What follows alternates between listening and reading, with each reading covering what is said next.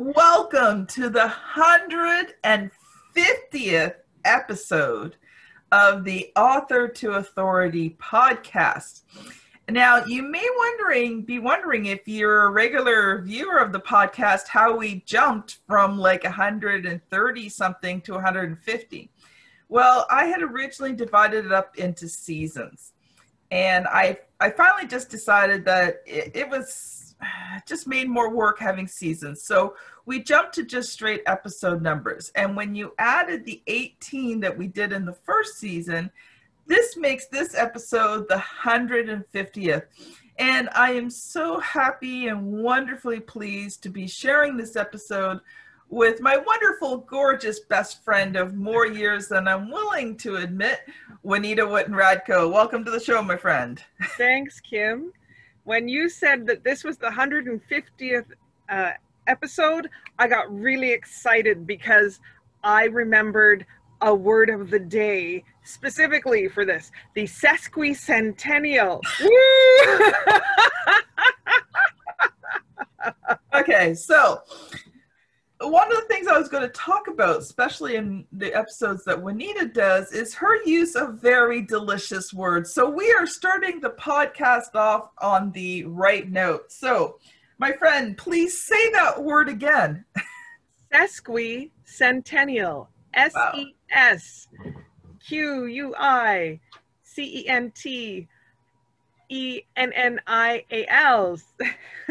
I remember that because Canada celebrated its 150th anniversary not too long ago. A little bit long ago. It was over 10 years ago now. But however, everybody was doing a big whoop-de-doo, and that had stuck in my mind. So we've had an amazing 150 episodes. I can't even believe it. You know, when I first started this, I was surprised that we made it to 100. I was surprised we made it to 50, to be honest, because, I didn't realize how much work this was going to be. And now here we are sitting at the 150th episodes. So I'll share a few stats with you. So over the last year and a bit, we've had almost 2,600 downloads. So, woo! Thank you for listening. Our first episode was November 13th, 2019. Juanita's first episode as co-host was the 6th episode. And RTI Publishing has earned almost 15, don't want to exaggerate there, $15,000 in new business that came directly from the podcast. Wow. Yeah. And I looked back at that and I thought, whoa, that's pretty amazing. Because you don't think of it. But one of the things I loved about Mario Pareca, who helped me set this up, is how to use your podcast to build a business. So, maybe one of our episodes in February could be on how do you use a podcast to build your business. So Juanita also started her own episodes in 2020, because we're actually recording this December 31st, 2020. So I keep saying this year, but by the time you listen, it'll actually be 2021. So Juanita's had her first writer's workshop episode last year. It was season 2, episode 57. And, I love Juanita's little episodes. So Juanita, how about you talk a little bit about that, and then I'm going to talk about some of my favorite ones of yours. Sure thing, Kim.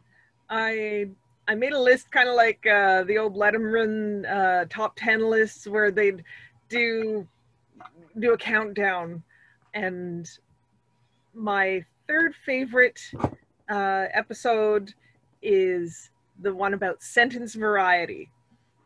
One of my pet peeves is reading somebody's essay or someone's chapter, and it's, I went to the store, I got in my car, I did and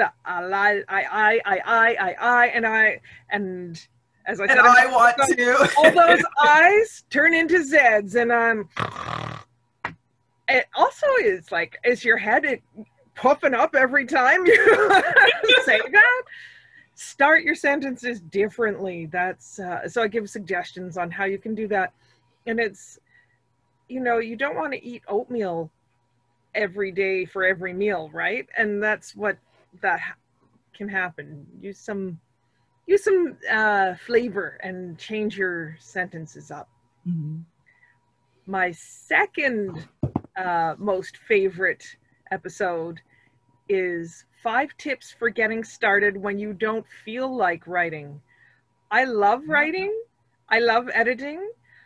I don't always feel like it when, you know, sometimes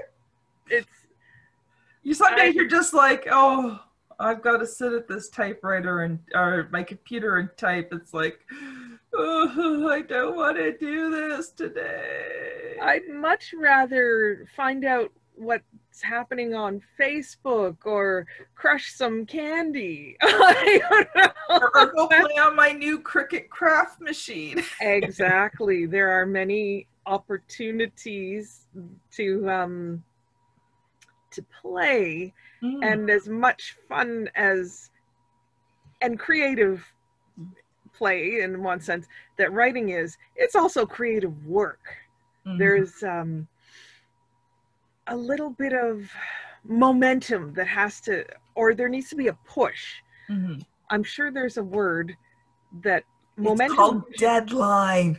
Well, there's that, but I'm going to find the word that means that. I want to say initiative, but that it's almost like how, yes, ignite. You need something that ignites you and gets the motor turning over, and it's like, now I'm in work mode and now I'm writing.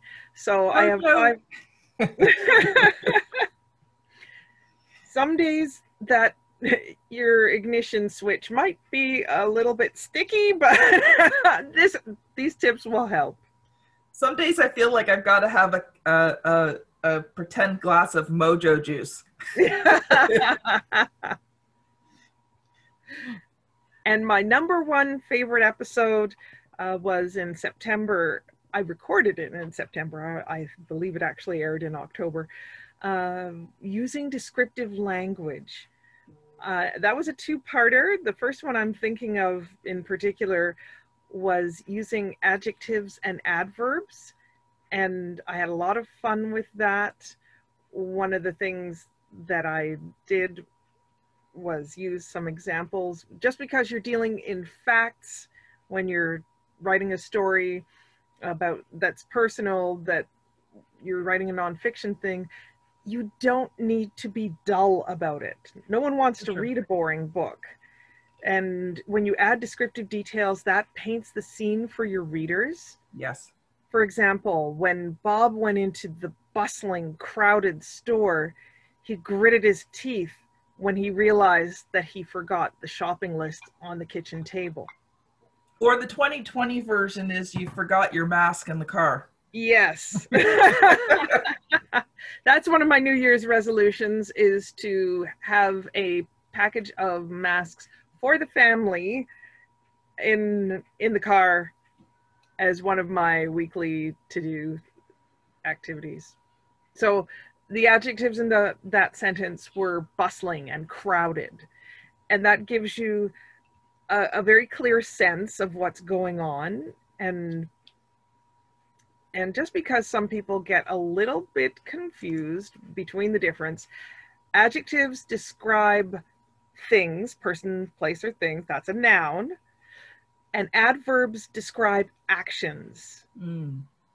I described something quickly because I was moving very fast. I did something energetically, or I did it boringly. No, scratch that last one. I'm not going to do anything boringly if I can help it. So that's my top 3 of the writer's workshops. Well, to be honest, I had chosen the descriptive language one as my personal, like those 2 together were my personal favorites. And it just reminds me that in your background there at one point you had the word juicy. Yeah, yes. That was our delicious word for a while. It's juicy. Yeah, I've got my Christmas decor on right now, and But I think use my Cricut for some new stuff. Yes. In 2021. But one of the things we did focus on this year on the podcast was the power of words. Mm-hmm. And we did it in many different ways and many different forms. But there is power to the words that you use in both speaking and writing. So, we focused on that all year from different aspects. And it was really incredible how it all came together, by the end of the year when we look at all the episodes that we did. So that was pretty cool. Now I also started a new segment called The Authority Gang. And this is myself and 3 other women, Carol Boston, Crystal Duku, and Samantha King. We're all on the same level in the positioning ladder and building our business. We all have specialties that complement each other without competing with each other. And we've decided to do these Authority Gang episodes. Now, here's the thing, because this ties into the networking part of being an authority and having those comrades. Now, as much as I love those other ladies, and they are amazing, and we are forming a great group, there's one comrade I've had from the beginning, and I'm staring at her right now over the Zoom that we're recording this on. And, when you build a business, you need to have your comrades. Those are the people that you have those really close, tight business relationships with. Now, obviously, you guys all know Juanita's my BFF. She's been my BFF since we were 14 years old. I will not admit how old I'm going to be in January, but it's one of the big decades. So it's been a long time that we've also been friends. But one of the things that I've loved about our friendship, and we actually, in September, one of my favorite episodes was us celebrating, well, I guess I got to say it now, 35 years of friendship. And that was our first episode in September. But Juanita and I have also had businesses together. So not only was our friendship on a personal level, but our friendship, we've helped each other throughout our entrepreneurial careers together. Yeah, professionally. Yeah. And it's been wonderful to not only have a best friend who, knows the good, bad, the ugly about me and still loves me anyway, but also someone that I can go to, when I need to talk about business. I mean, one of the things Juanita and I had in one of our conversations over the last few weeks was the fact that, we know each other so well. So, there was times when Juanita had her business and she'd be like, I just want to give this thing up. I'm like, no, you don't. You just need a few problems solved. Mm-hmm. And it's the same with me, when you go through those rough times and I go to Juanita and I'm like, I'm done. I can't do this anymore. I just want to quit. And she's like, no, you don't want to quit. I'm like, yeah, I know. I don't want to quit. Right. Because we know each other so well. And so I think that's, something that's valuable as well. And with the podcast, I've actually been building my network and I have met so many interesting people. So I want to talk about some of my favorite interviews I've done, but before I get to that, I just want to talk about some of our episodes. And one of the things is some of the strange things that happen on this show when you're recording episodes. The phone rings and it just rings at that perfect time, it's just, and you start to laugh because it's like, oh, wow, that was perfect, right? And then you're looking back and like, do I answer this or do I just let it keep ringing and hoping that we can, cut that little section out? Today I was thinking there was one day you and I usually both wear our hair down. And There was one day you and I went to record an episode and we had both worn our hair up. And we never did that. And we both wore our hair up on the same day without talking to each other. And I thought, okay, this is just one of the strange things that happens on a podcast, right? How about you, my friend? Do you remember any strange, wonderful things that have happened? I can remember having some guest appearances from family members, definitely on my side, and a couple of times on yours, and it's like you're just trying to shoo them away without. Like, you know, at the same time, you're on the one hand, you're like, I have to be professional and sweet. Now on the other hand, you want to be, oh honey, can I help you? And on the inside, you're going, get out. or you got your hand down below the camera, just kind of choke you. No. You're just kind of giving them the signal to go away while you're still smiling and talking, right? You're like, get out of here. Daddy can help you, you know, right? Like, don't make me turn and give you the look. Mm-hmm. You know, so that's one thing. I guess we're fortunate. I've had heard some podcasts have to go, oh, excuse me, that's my dog or that's my cat. And like, well, neither of us are pet owners currently. I'm a plant mommy, but they're all very well behaved. And the most I can say is when they get sulky and droopy, they need a drink of water. That's all. That's something positive, I suppose, of 2020 is that my hobby of raising houseplants was something new. You know, there have been a couple of times where I've thought about getting a pet, and then my husband, you know, talks to me until I return to sanity, and when he reminds you of all the responsibilities that need to occur with the pet. Mm-hmm.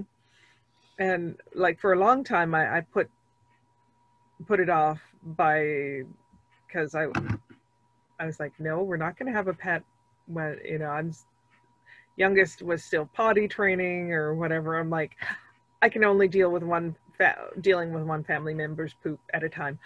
I'm sorry, that's not very professional. So much for having a professional podcast. I'm talking about poop.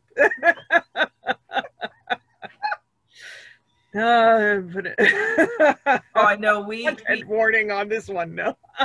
We had a cat for many years, about 14 years, and he passed a few years ago. Mm-hmm. And there's times I'm like, yeah, it would be nice, and then I'm kind of like, yeah, no, I got enough on my plate. And the other thing too is, you know, my husband and I at some point, we're not empty nesters yet, but our youngest is 27. Put the countdown calendar. Maybe this is the year. Nobody's an empty nester in 2020. Well, here's the thing. You know, our daughter's working very hard to try and live out on her own, but you know, the housing situation is so expensive. Mm-hmm. It's very hard for young people to live out on their own. She's not living with us because she wants to. She just doesn't have a lot of options right now. So. And this is a recent cultural phenomenon. My husband reminds me of this. It's relatively recent. Mm-hmm. It wouldn't have been very unusual from, goodness, like up until I would say the 60s, mm-hmm.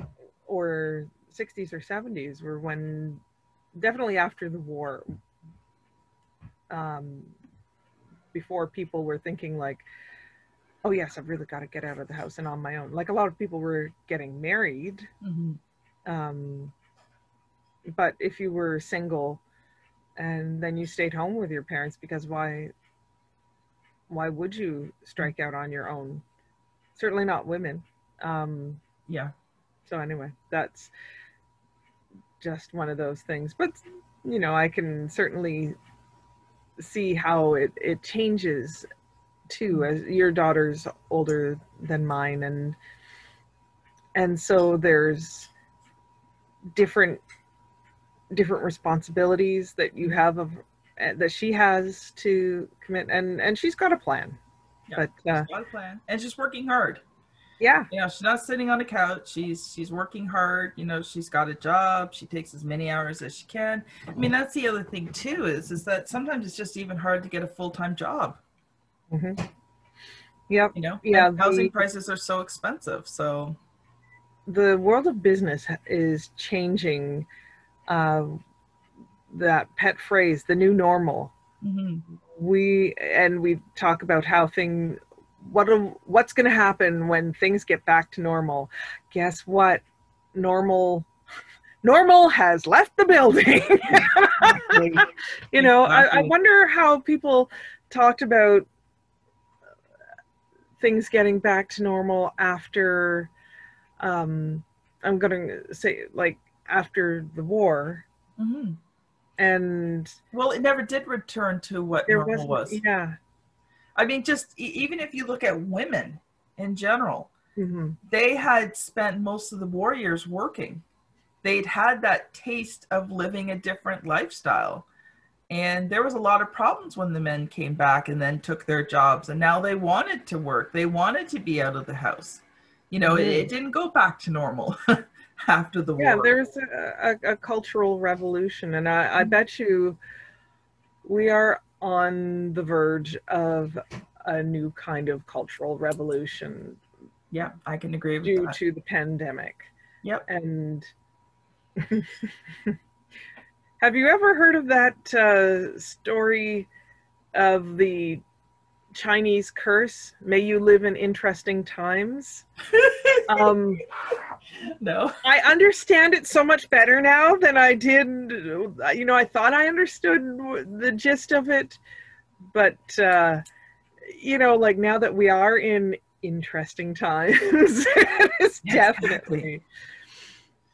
Definitely, you can see where the curse side of it is. It's like, oh, I remember the way we traveled through 2020 and the way we're traveling into 2021. Years ago, there was an amazing playground place called Ontario Place. Mm-hmm. And one of the things you could do there was a building that you could swing on ropes, you could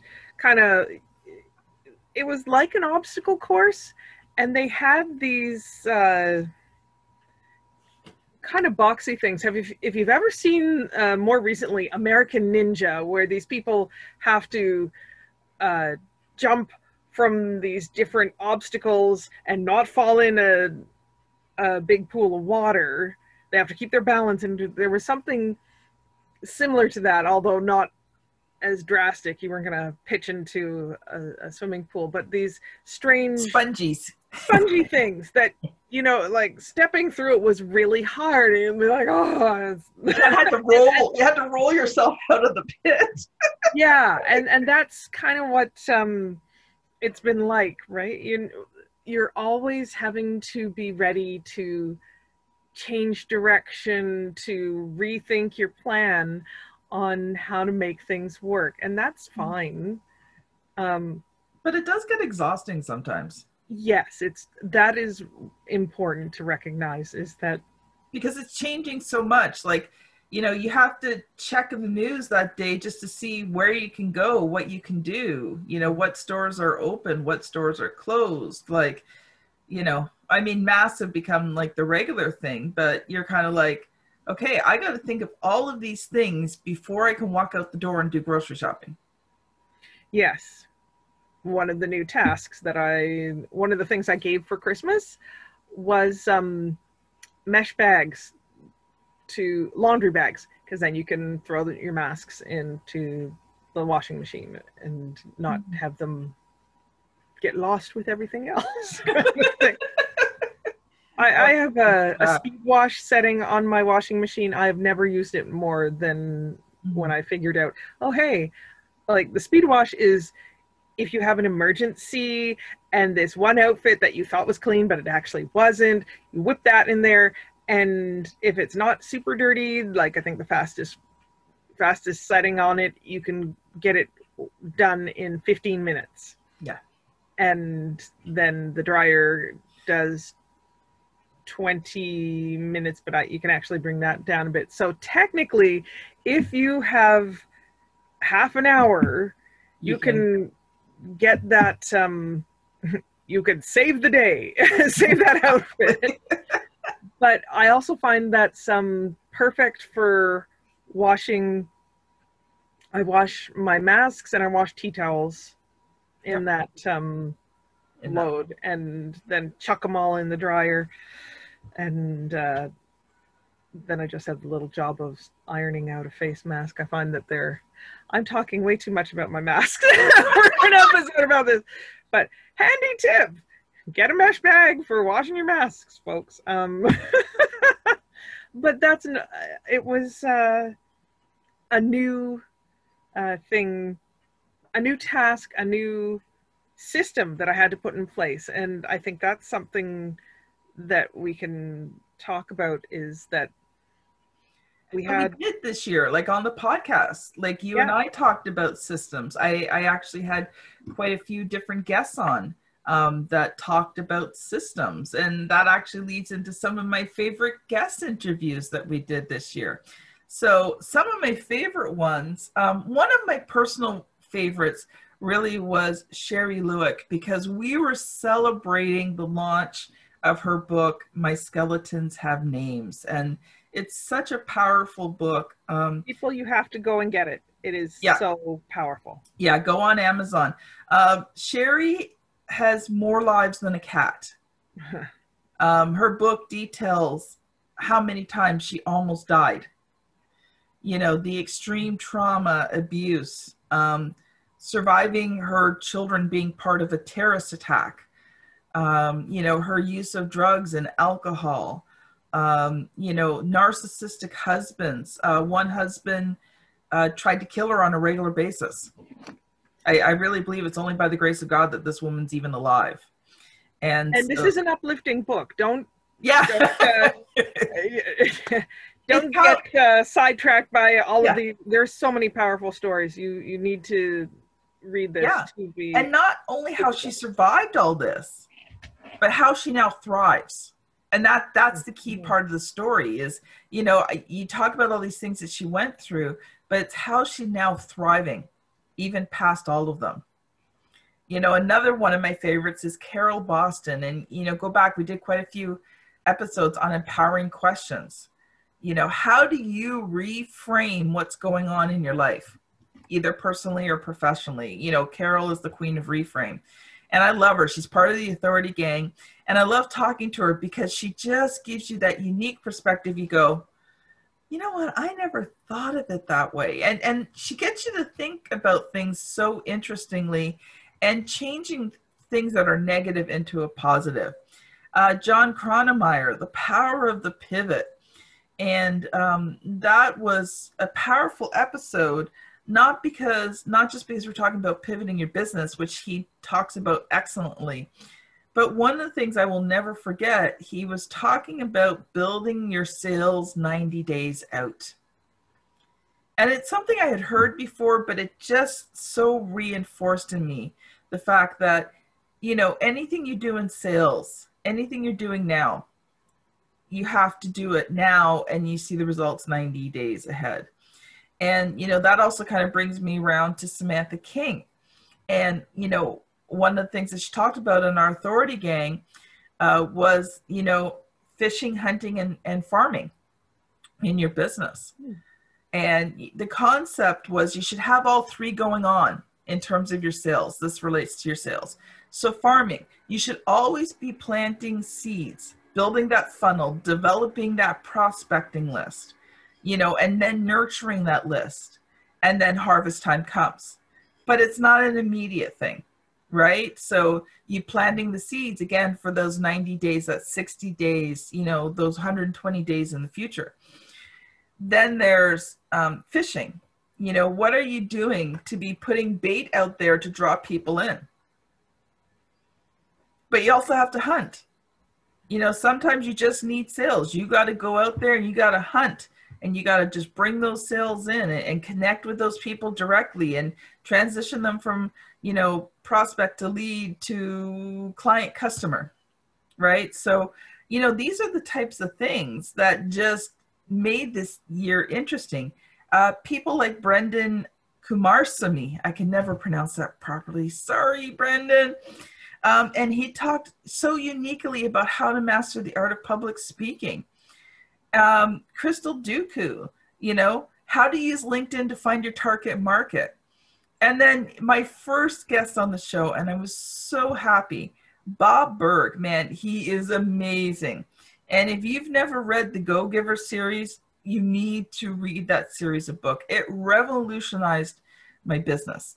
And if you go back to the very first episode of the Author to Authority podcast, you'll hear my interview with Bob, so you can get a taste of it before you even get his book. So those were just some of my favorite episodes from the year. But I mean, to be honest, trying to pick a few of them out of 150 is not easy because, I've done interviews with Larry Levine, a very treasured client, Ram Nair, Daryl Amy, like I've got all of these amazing interviews that I've done. Trying to pick a few was like, this is not fun anymore. Trying to just pick a few out of, I would probably say at least 140 amazing episodes.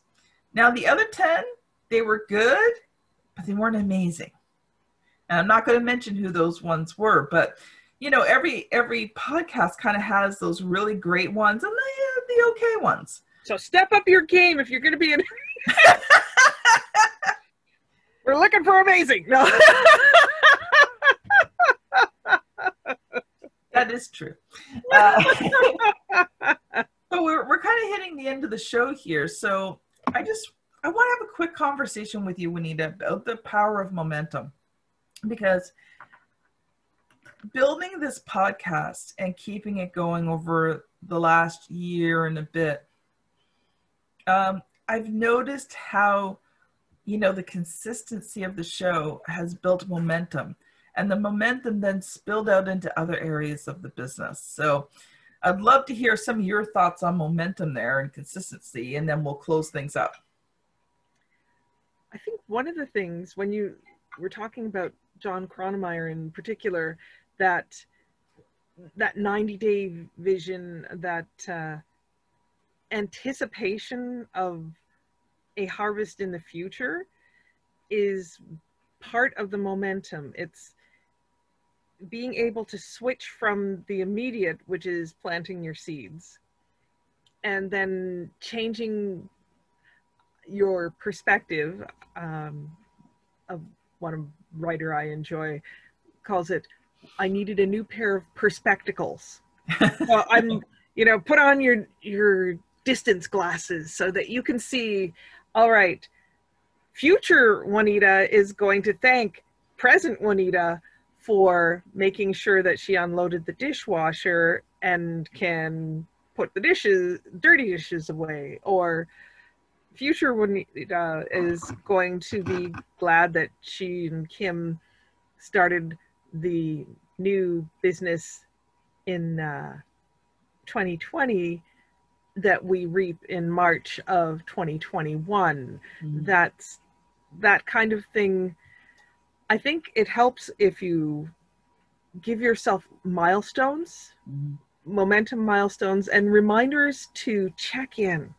Yes. That's one of the things I do with my planner. Mm-hmm. I knew you were going to bring up the planner somewhere. You knew it. One of the things that was suggested I try this year that I'm really glad I've adopted is putting in my just because. I have a section, I use a 2-page per day planner. I have, there's a wealth of planners out there, and there's probably should be an entire episode on that. Maybe I will do a video sometime and I'll mention it and we can put a link somewhere because it's getting a little off topic. But for bringing it back for momentum, the just because, I add a just because to every day in my planner. I have enough space that on my Friday planner, my Friday page, I've got a little header, just because, and I put in something that I'm doing just because. I need to fill my metaphorical cup. For example, I read for pleasure the other day, and I actually sat down and read for about 45 minutes, an hour. I find that I don't read the same way I did in years past because I'm doing a lot of reading on the screen.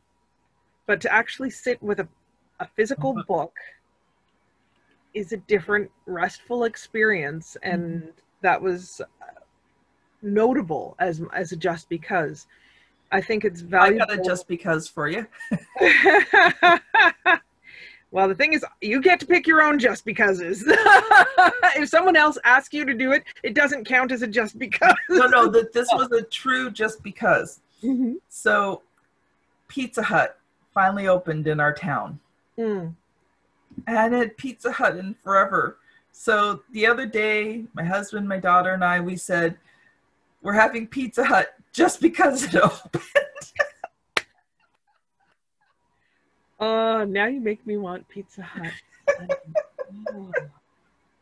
And it's New Year's Eve. It's gonna be crazy to get Pizza Hut today. I really do want pizza though. Maybe go the middle of the day before it gets crazy at night. Yeah, that sounds like a good plan. So a momentum check-in, I think would be valuable if you asked yourself some questions. Like, what would you say? What is a good momentum question that you would ask yourself for, say, mid-January? How's my ex doing? Well, actually, the first episode just before this one is the one thing. And I think that's important. You know, a great momentum question, it doesn't have to be difficult, is what one thing did I do today to move my business forward? That's it. That is great. It also helps to write in your planner, maybe on a Friday, is review. Mm-hmm. Because I don't know about you, but it takes, someone can tell you, Kim, you look amazing today. You're doing this. You're so fantastic. You are so smart. I am so impressed with what you have done. And you're like, oh, that feels so good. It was like getting like a little ice cream or something. That was so good. And then a person who has been sucking on lemons for the last 10 months, and you've just come across their path. And they destroy it in 6 words. Yeah, they're like, look at that. You forgot to capitalize that word that should be capitalized. Honestly, that isn't what I do. Gentle listeners, I'm Kim's editor, but I really am not mean like that. No. Okay. But she does remind me of certain things. Well, if I didn't, because that's what an editor does, and she's like, she creates for me all these wonderful little Post-it notes that I can put on my computer, and to remind me of all the wonderful little things that I'm still improving upon. But you know what? Actually, having Juanita edit for me is amazing, because it does improve my writing greatly. And she catches those things, and because she knows me so well, she knows the nuances as well. So it's not just the big stuff, it's the little nuances that just elevate my writing from the great writing it is to wonderful, amazing, delicious, delectable, something that people really want to delve into. And let's see how many more D words I can come up with. That, just getting back to the point of how it only takes one kind of crummy comment to, in our brains, we go, oh, everything else, all the 6 fantastic things I heard today are not as important as the one, you stink comment. Mm-hmm. Yeah. Going back and reviewing the one thing I did to build momentum. And, like if you do that review and you go, okay, well, that feedback, I didn't enjoy getting that feedback, but that I learn from it and move on. Useful information. Yeah. Most of the time. Sometimes, it's just a plain old attack. Well, if it's an attack, then the useful information from that is, this is a person that I don't need to take their feedback internally. Sometimes it's telling you something about what you should do, and sometimes it's telling you something about how you need to go, all right, you are not part of my inner circle. Yeah, you don't get rights to my emotions. Yes. So I feel like this could be another podcast right here, don't you? Yes. Okay. I think we've got a few now that we can do for 2021, but I think we've gone way over time there, my friend. Oops. We say that a lot, actually, especially on our phone conversations. We're like, oh, we really got to let each other go because we could probably talk for the rest of the day, but then neither one of us would get any work done. And if it weren't for biology, yeah, we have to eat.